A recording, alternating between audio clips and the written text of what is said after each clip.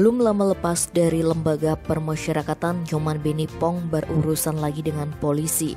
Pasalnya, pria dari Banjaryeh Tua, Desa Sai, Kecamatan Pupuan ini dilaporkan melakukan penipuan. Pelaku mengaku bisa meloloskan orang menjadi PNS atau pegawai negeri sipil. Sejauh ini ada 4 orang yang menjadi korban aksi tipu-tipu pelaku dengan kerugian mencapai 440 juta rupiah. Kapolres Tabanan AKBP Ranefli Dian Chandra didampingi Kasat Reskrim Polres Tabanan AKP Aji Yogaskar menjelaskan kasus ini sudah terjadi sejak 2017. Pelaku mengaku bisa menolong warga yang mau menjadi PNS karena tak terwujud. Para korban mencari tersangka dan meminta pertanggungjawabannya.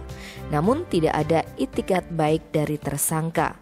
Lantaran tersangka ngeles terus, sejumlah korban mulai curiga dan melaporkan kepada polisi.